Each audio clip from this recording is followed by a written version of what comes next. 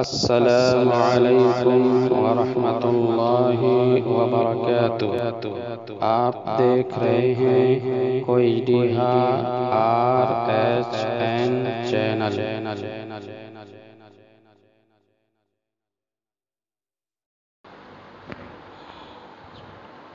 الحمدللہ نحمدہ ونستعینہ ونستغفرہ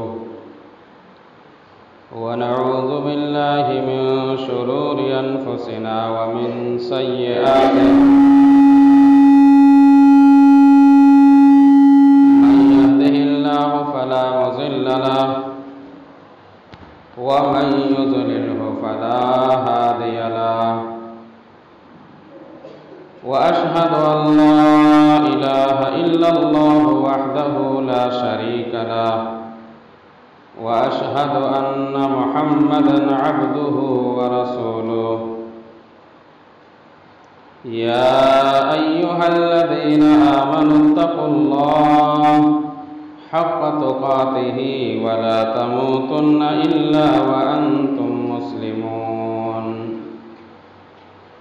يا أيها الناس اتقوا ربكم الذي خلقكم من نفس واحدة وخلق منها زوجها وبث منهما رجالا كثيرا ونساء واتقوا الله الذي تساءلون به والأرحام إن الله كان عليكم رقيبا يا أيها الذين آمنوا اتقوا الله وقولوا قولا سديدا يصلح لكم أعمالكم ويغفر لكم ذنوبكم ومن يطع الله ورسوله فقد فاز فوزا عظيما أما بعد فإن خير الحديث كتاب الله وخير الهدي هدي محمد صلى الله عليه وسلم وشر الأمور محدثاتها وكل محدثة بدعة وكل بدعة ضلالة وكل ضلالة في النار أعوذ بالله من الشيطان الرجيم بسم الله الرحمن الرحيم إن عدة الشهور عند الله 12 شهرا في كتاب الله يوم خلق السماوات والأرض منها 4 حرم ذلك الدين القيم فلا تظلموا فيهن أنفسكم وقال النبي صلى الله عليه وسلم أفضل الصيام بعد رمضان شهر الله المحرم وأفضل الصلاة بين الفريضة صلوا بالليل رواه مسلم رب اشرح لي صدري ويسر لي أمري واحلل عقدة من لساني يفقهوا قولي سبحانك لا علم لنا إلا ما علمتنا إنك أنت العليم الحكيم رب زدني علما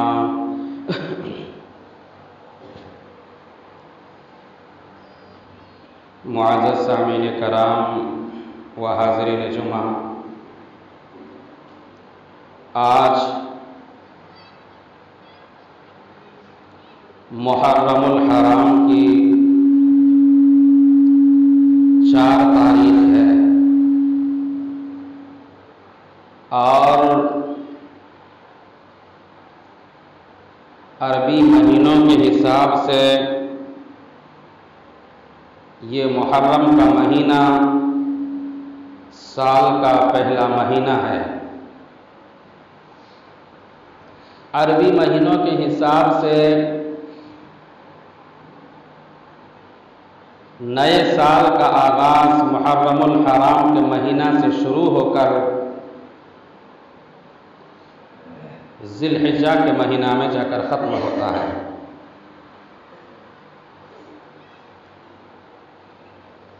مہینوں کی دو قسمیں ہیں، ایک ہے شمسی تاریخ اور ایک ہے قمری تاریخ۔ شمسی تاریخ جو سورج کے حساب سے ہم لوگ گنتی کرتے ہیں، اور ایک ہے قمری تاریخ جو ہم لوگ چاند کے حساب سے گنتی کرتے ہیں۔ بہرحال سال میں 12 مہینہ ہے، اور سال کا پہلا مہینہ محرم الحرام کا مہینہ ہے، جس کے اوپر ہم لوگ ابھی قدم رکھے ہوئے ہیں، ہمارے اوپر سایہ فگن ہے۔ بہت سے لوگ محرم الحرام کا نام سنتے ہی ان کے ذہن و دماغ میں شہادت حسین کا واقعہ انہیں یاد آ جاتا ہے، اور وہ سمجھتے ہیں کہ یہ مہینہ شہادت حسین کی وجہ سے افضل اور اہمیت ہے۔ حالانکہ محرم الحرام کا مہینہ شہادت حسین سے پہلے بھی افضل مانا جاتا تھا، جیسا کہ بخاری شریف کی حدیث ہے، بخاری مسلم شریف کی حدیث ہے، اللہ کے نبی جناب محمد رسول اللہ صلی اللہ علیہ وسلم جب مکہ مکرمہ سے ہجرت کر کے مدینہ منورہ تشریف لائے، تب آپ نے دیکھا کہ مدینہ کے یہودی روزہ رکھ رہے ہیں، روزے کا وہ اہتمام کر رہے ہیں۔ اللہ کے نبی جناب محمد رسول اللہ صلی اللہ علیہ وسلم نے ان سے سوال کیا، ما ھذا اليوم، یہ کون سا دن ہے، الذی نصومہ تصومہ، جس میں آپ لوگ روزہ رکھ رہے ہو؟ تو ان لوگوں نے کہا ھذا یوم عظیم، یہ عظیم دن ہے، انجاہ اللہ موسیٰ وقومہ وغرق فرعون وقومہ، یہ 10ویں محرم کا دن اللہ سبحانہ و تعالی نے موسیٰ علیہ السلام اور ان کے قوم کو فرعون اور ان کے قوم سے نجات دیا تھا، ظلم بربریت سے اللہ تعالیٰ نے نجات دی تھی فرعون اور ان کے قوم کو 10ویں محرم کے تاریخ میں، 10ویں محرم کے تاریخ میں ان کو دریا میں غرق کیا تھا۔ اسی خوشی میں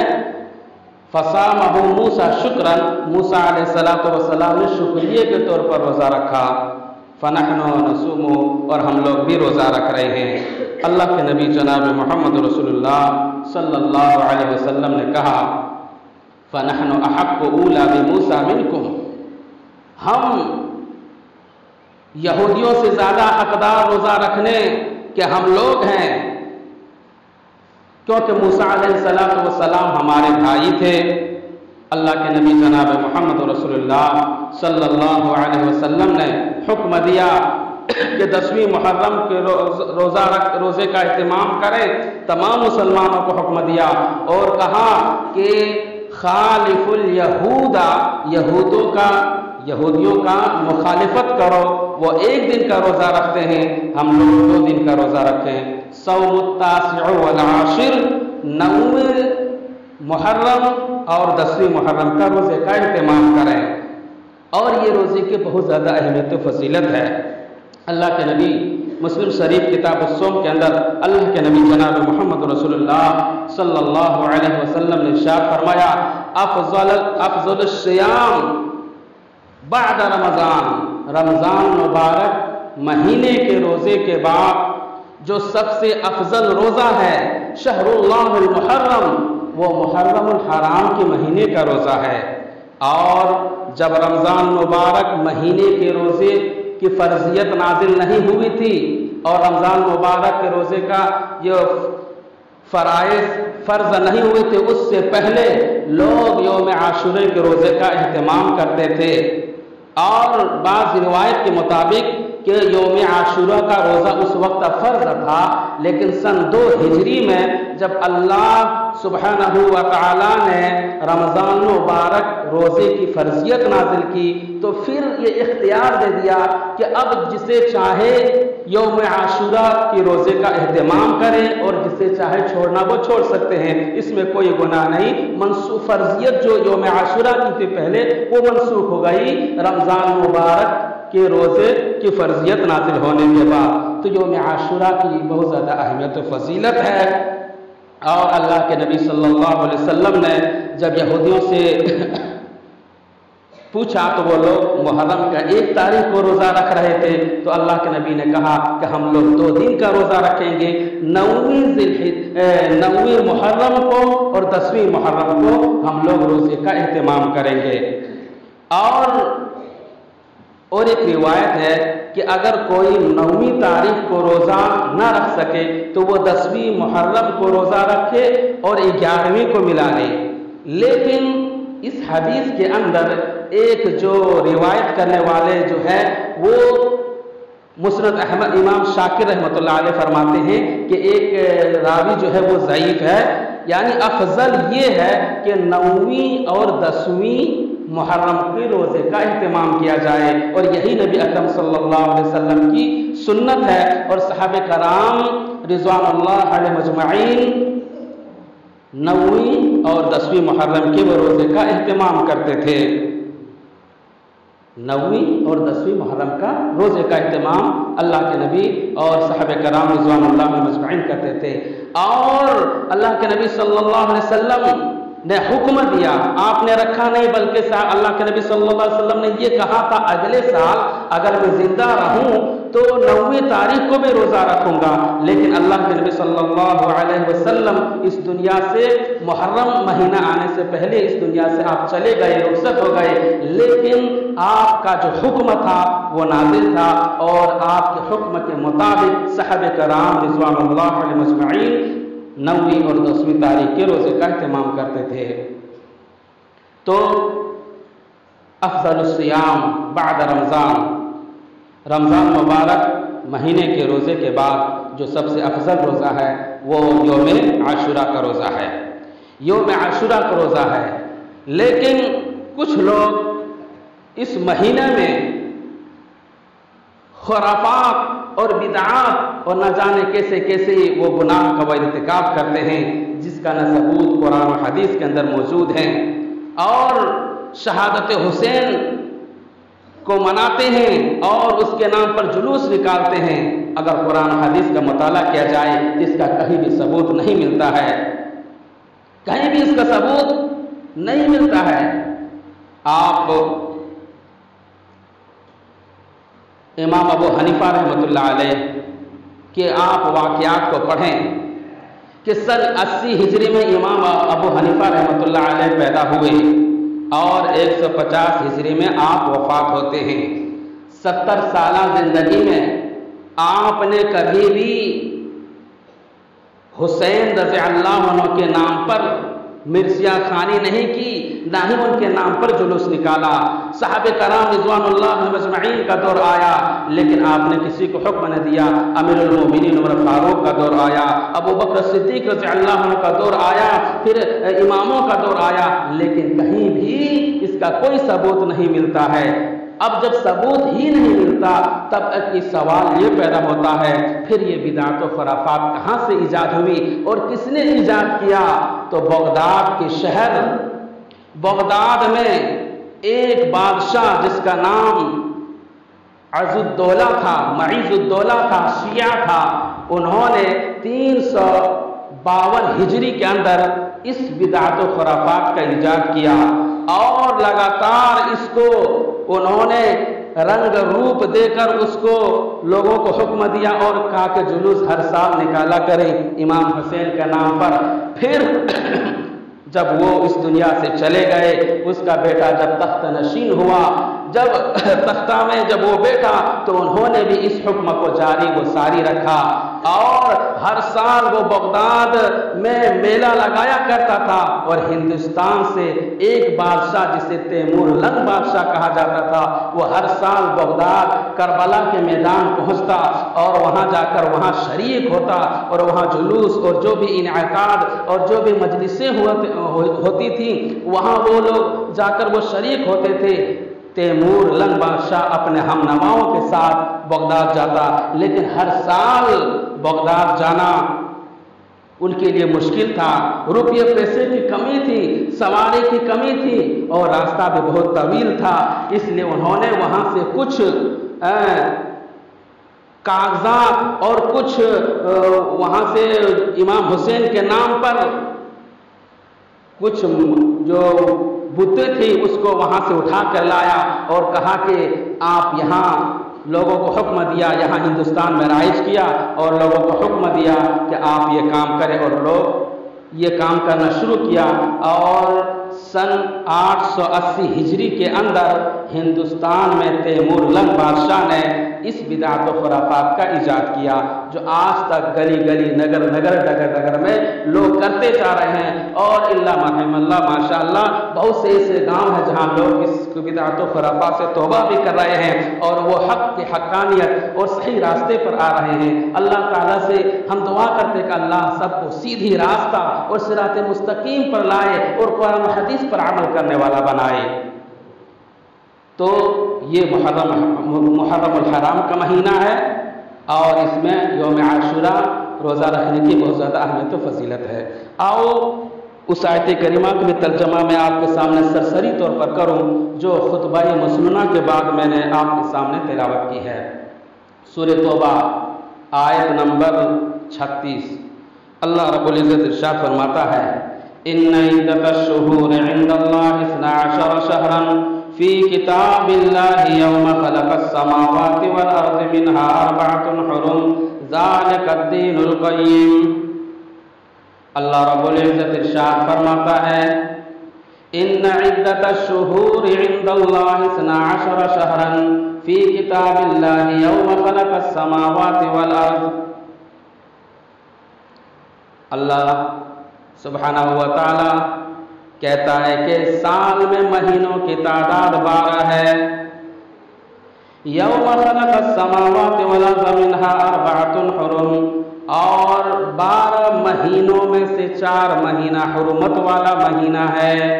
کیونکہ جب محرم الحرام کا تذکرہ جب آتا ہے،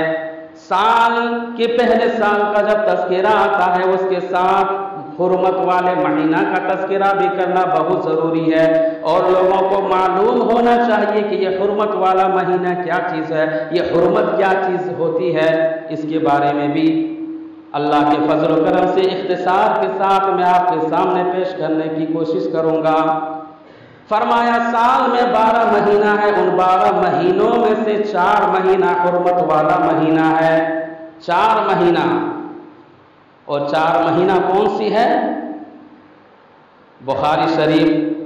کتاب و تفسیر کے اندر اللہ کے نبی جناب محمد رسول اللہ صلی اللہ علیہ وسلم ارشاد فرماتے ہیں السنۃ 12 شہرا، سال میں 12 مہینہ ہے، منہا 4 حرم، ان میں سے 4 مہینہ حرمت والا مہینہ ہے، 3 متوالیات، اور پہ در پہ 3 مہینہ حرمت والا مہینہ ہے، ورجب الذی مضر الذی بین جمادی وشعبان، اور ایک رجب کا مہینہ ہے، پہ در پہ 3 مہینہ، اور ایک رجب کا مہینہ جو جماد ثانی کے بعد اور شعبان سے پہلے ایک مہینہ آتا ہے، یعنی 3 اور 1 4 مہینہ یہ حرمت والا مہینہ ہے، اور یہ اسی دن سے ہے جس دن سے اللہ رب العزت نے آسمان و زمین کو پیدا کیا ہے، اسی دن سے یہ حرمت والا مہینہ ہے۔ حرمت والے مہینہ کا مطلب کیا ہے کہ ہم اس مہینہ میں قتل و غارت گیری نہ کریں، کسی سے لڑائی جھگڑا نہ کریں، خون خرابہ نہ کریں اور دیگر معصیات کا ارتکاب نہ کریں، شراب نہ پئیں، زناکاری پر آمادہ نہ ہو۔ حالانکہ سال کے 12 مہینوں میں بھی ہمیں ان گناہوں سے بچنا بہت ضروری ہے، لیکن خاص کر کے حرمت والے مہینے کے ہم احترام اور اس کے تقدس کا ہم خیال رکھیں۔ اگر کوئی شخص حرمت والے مہینہ میں اگر کوئی گناہ کرتا ہے، شراب پیتا ہے، تو اس کو جو گناہ ملے گا، شراب پینے کا تو گناہ الگ ہے، لیکن اگر حرمت والے مہینے میں اگر وہ شراب پیتا ہے تو اس کو ڈبل گناہ دیا جائے گا۔ اگر کوئی حرمت والے مہینہ میں زنا کرتا ہے تو اس کو ڈبل گناہ دیا جائے گا۔ اگر کوئی حرمت والے مہینے میں اس کے تقدس کو پامال کرتا ہے تو اس کے گناہ میں اور اضافہ کیا جائے گا۔ اس کی آپ یوں مثال سمجھ سکتے ہیں، مثال کے طور پر شراب پینا حرام ہے، لیکن اگر کوئی شخص مسجد میں بیٹھ کر شراب پیے تو اس کو اور زیادہ اور بڑا وہ گنہگار ہوگا۔ زنا کرنا بہت بڑا گناہ ہے، بہت بڑا پاپ ہے، لیکن شب قدر کی رات میں اگر کوئی زنا کرے تو اس کو اور بڑا گناہ کروانا جائے گا اور ان کو گناہ دیا جائے گا۔ ایسے ہی یہ حرمت والے مہینے اسی وقت سے ہے جب سے اللہ رب العزت نے آسمان و زمین کو پیدا کیا۔ اب یہ حرمت والے مہینے کی حکمت میں آپ کے سامنے بیان کروں گا۔ پہلے اس کے میں وضاحت آپ کے سامنے کر دیتا ہوں کہ حرمت والے مہینہ سے مراد اللہ رب العزت نے ایک جگہ ارشاد فرمایا کہ فَلَا تَظْلِمُوا أَنفُسَكُمْ، تم اس مہینے میں اپنے نفسوں کے اوپر، اپنی جانوں کے اوپر تم ظلم زیادتی نہ کرو، ظلم زیادتی نہ کرو، نفس کے اوپر ظلم نہ کرو۔ ظلم سے مراد یہ ہے کہ جہاں ہم قتل و غارت گیری اور دیگر گناہوں سے اس مہینوں سے ہم اجتناب کریں، وہیں پر یہ بھی ہے ہم بدعات و خرافات اور شرک و بدعات سے بھی ہم اجتناب کریں، کیونکہ ظلم سے مراد شرک بھی ہے۔ کیونکہ قرآن مجید کی ایک آیت کریمہ سے ہمیں پتہ چلتا ہے کہ لقمان علیہ السلام اپنے بیٹے سے نصیحت جو کہتے ہیں، یا بنی لا تشرک باللہ، اے میرے بیٹے تم اللہ کے ساتھ کسی کو شرک نہ کرنا، ان الشرک لظلم عظیم، کیونکہ شرک بہت بڑا ظلم ہے۔ اور 7واں پارہ کے اندر اللہ رب العزت ارشاد فرماتا ہے الذین آمنوا ولم یلبسوا ایمانہم بظلم اولئک لہم الامن وہم مہتدون، جو لوگ ایمان لائے اور اپنے ایمان کو ظلم کے ساتھ نہ ملائے، اپنے ایمان کو ظلم کے ساتھ نہ ملائے، یعنی اپنے ایمان کو شرک کے ساتھ نہ ملائے، بدعات و خرافات اپنے ایمان کے اندر آنے نہ دے، اولئک لہم الامن وہم مہتدون، یہی لوگ امن و امان پانے والے ہیں اور ہدایت یافتہ ہیں۔ تو پتہ چلا ظلم سے مراد شرک و بدعت و خرافات بھی ہیں اور بہت سے گناہ اور اجتناب جو حرمت والے مہینے میں کیے جاتے ہیں۔ اب حرمت والے مہینے جو اللہ رب العزت نے 3 مہینہ پہ در پہ دیا، وہ کون سی 3 مہینہ ہے؟ ثلاث متوالیات، 3 مہینہ لگاتار ہے، ذوالقعدہ، ذوالحجہ اور محرم۔ ذوالقعدہ یعنی شوال، رمضان کے بعد جو مہینہ آتا ہے عربی مہینہ وہ شوال آتا ہے، اور شوال کے بعد ذوالقعدہ، تو یہ ذوالقعدہ سے حرمت والا مہینہ شروع ہو جاتا ہے۔ ذوالقعدہ، ذوالحجہ جس میں ہم لوگ قربانی کرتے ہیں، سنت ابراہیمی کو ہم لوگ زندہ کرتے ہیں، اور ایک یہ محرم کا مہینہ جس میں ہم لوگ ابھی قدم رکھے ہوئے ہیں، اور ایک رجب کا مہینہ ہے جو شعبان سے پہلے ایک مہینہ آتا ہے جس کو رجب کہا جاتا ہے۔ لگاتار 3 مہینہ حرمت والا مہینہ کیوں ہے؟ اس لیے کہ پہلے زمانے کے لوگ خانہ کعبہ کا حج کرنے کے لیے جاتے تھے۔ حافظ ابن کثیر تفسیر ابن کثیر کے اندر لکھتے ہیں، اس کی حکمت بیان کرتے ہیں کہ پہلے زمانے کے لوگ جب خانہ کعبہ کا حج کرنے کے لیے جاتے تھے، سواریاں نہ ہوتی تھی۔ آج کل تو جہاز اور نہ جانے کیسے کیسے سواریاں آ گئی ہیں وجود میں، ہم بآسانی کے ساتھ خانہ کعبہ کا ہم حج کر کے زیارت کر کے آ سکتے ہیں، لیکن پہلے زمانے کے لوگ پیدل جاتے تھے، سمندر میں کشتی میں سوار ہو کر جاتے تھے، 15 روز 20 روز مہینوں لوگ اس کو سمندر میں سفر کرنے کے لیے وہ لوگ وہاں سے جاتے، اور راستے میں ڈاکوؤں کا ڈر ہوتا، لٹیرے کا ڈر ہوتا، اور وہ تمام ڈاکو ان کے سامان کو لوٹ لیتا اور ان کو جان سے مار ڈالتا۔ اور وہ لوگ بہت سے لوگ حج کے لیے خانہ کعبہ تک نہیں پہنچتے، بلکہ راستے ہی میں ڈاکوؤں کو شکار ہو جاتے اور اس کو جان سے مار ڈالتا، اور ڈاکی جو بھی زاد راہ حجاج کرام کے لیے ہوتا وہ تمام کے تمام وہ چھین لیتا۔ اسی لیے حرمت والے مہینہ جب آتا تو ایک دم سے تمام لوگ جتنے بھی ڈاکو لٹرے ہوتے سب کے سب ایک دم سے لڑائی جھگڑا سے رک جاتے، کسی سے کوئی چھیڑ چھاڑ نہیں، جھگڑا لڑائی نہیں، کوئی سامان چوری وغیرہ نہیں کرتے، اور وہ لوگ آپس میں رک جاتے تھے۔ اسی لیے اللہ نے حرمت والے مہینہ کو لگاتار بنایا تاکہ حجاج کرام بآسانی کے ساتھ حج کر کے جائے۔ ذوالقعدہ کے اندر پہلے دور میں ایک مہینہ پہلے وہ حج کرنے کے لیے نکلتے تھے، اور کیونکہ آپ کے حج کے جتنے بھی فرائض ہوتے ہیں وہ ذی الحجہ کے 12 یا تاریخ تک حج کے تمام ارکان ختم ہوتے ہیں، یعنی آپ کو مکہ مکرمہ میں 13 تاریخ تک آپ کو حج کے فرائض انجام دینا ہوگا۔ اس کے بعد حجاج کرام جو حج کرنے کے لیے گئے پھر وہاں سے وہ مدینہ منورہ کی زیارت کے لیے جاتے، اور وہاں سے پہلے دور میں سواری نہ تھا، اب تو بہت سے ایسے سواریاں چل گئیں جو فوراً مکہ سے مدینہ لوگ پہنچ جاتے ہیں، لیکن لوگ پیدل جاتے تھے، اور پیدل مکہ سے مدینہ منورہ لوگ پہلے زمانے کے لوگ سفر کرنا باعث اجر سمجھتے تھے اور وہ پیدل جاتے تھے، تو وہاں حج کے ارکان ادا کرتے، پھر مدینہ منورہ جا کر تشریف لے جاتے، پھر ان کو محرم کے مہینہ جو حرمت والا مہینہ ہوتا ہے انہی مہینہ کے اندر ان کو گھر اپنے واپس وطن کو لوٹنا ہوتا، اور پھر وہ کشتی میں سوار ہوتے اور اپنے وطن کو واپس لوٹ آتے، اور جو ہی گھر کو آتے پھر وہ حرمت والا مہینہ ختم ہو جاتا، یعنی وہ ڈاکو اور لوٹیروں سے وہ بچ جاتے۔ اسی لیے اللہ رب العزت نے لگاتار 3 مہینہ حرمت والا بنایا، اور ایک رجب کا مہینہ جو حرمت والا مہینہ ہے اس لیے ہے کہ ملک شام اور دیگر ممالک سے مکہ مکرمہ سے جو لوگ تاجر جو تجارت کرنے کے لیے آتے، سامان بیچنے کے لیے آتے، وہ رجب کے مہینہ میں آ کر دے جاتے۔ مکہ مکرمہ میں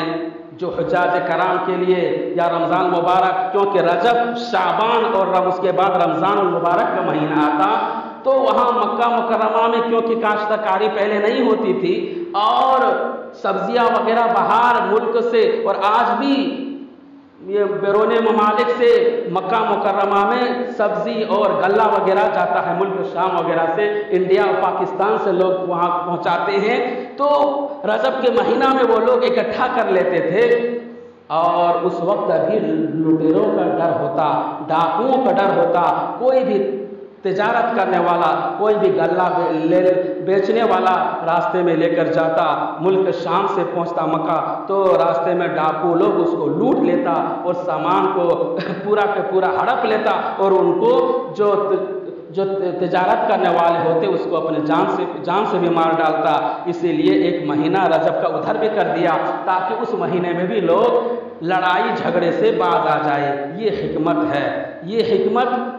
4 مہینہ حرمت کی اللہ رب العزت نے بنایا ہے، اور یہ اسی دن سے ہے جس دن سے اللہ نے آسمان و زمین کو پیدا کیا ہے۔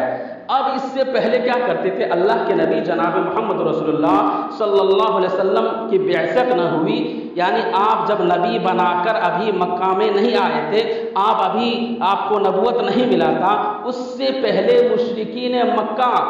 کے اندر بھی حرمت کا مہینہ یہی رائج تھا، لیکن وہ لوگ الٹ پھلٹ کر دیتے تھے۔ اللہ آگے فرمایا انما النسیء زیادۃ فی الکفر یضل بہ الذین کفروا یحلونہ عاما ویحرمونہ عاما،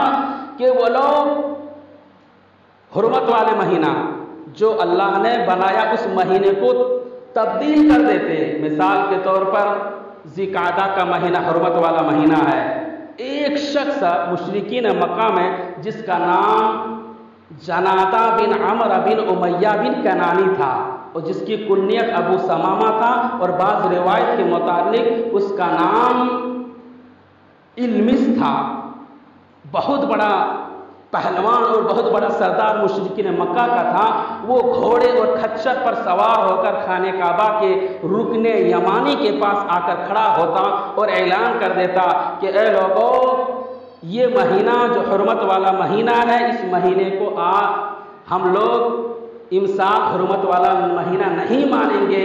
اس مہینہ میں ہم لوگ لڑائی جھگڑا کریں گے، اس کے بدلے میں سفر کا جو مہینہ ہے اس کو ہم حرمت والا مہینہ قرار دیں گے۔ وہ اعلان کر دیتا اور کسی کو بھی مجال نہیں ہوتا کہ اس کے بات کو کاٹ دے۔ اگر کوئی ٹوکنے کے لیے کھڑا ہوتا تو فوراً اس کے سر کو اور کے گردن سے الگ کر دیتا، یعنی اس کو جان سے مار ڈالتا۔ اس لیے کسی بھی مشرکین مکہ میں کسی کو یہ ہمت نہیں ہوتی کہ اس کے بات کو کاٹ دے۔ وہ جو اعلان کر دیتا علمس، وہ اسی کے بات کو مان لیتا۔ لیکن جب اللہ کے نبی جناب محمد رسول اللہ صلی اللہ علیہ وسلم کے بعثت ہوئی، آپ نبی بن کر آئے اور جب اسلامی تعلیمات سے روشناس ہوئے، صحابہ کرام کو اسلامی تعلیمات دی، تو آپ نے کہا کہ یوم خلق السماوات والارض، سال میں 12 مہینہ ہے، ان میں سے 4 مہینہ حرمت والا مہینہ ہے، اور یہ حرمت والا مہینہ وہی ہے جس کو اللہ رب العزت نے حرمت والا مہینہ قرار دیا ہے۔ ان میں سے کوئی بھی شخص تغیر و تبدل نہیں کر سکتا۔ اگر اب کوئی حرمت والے مہینہ کو الٹ پھیر کرنے کی کوشش کرے گا تو محمد صلی اللہ علیہ وسلم اور ان کے ساتھیوں کی تلوار ان کے گردن پر چل جائے گی۔ اس لیے یہ اسی دن سے ہے۔ تو یہ محرم الحرام کا مہینہ ہے، بہت زیادہ افضلیت کا مہینہ ہے، اس بنا پر کہ اس مہینہ کے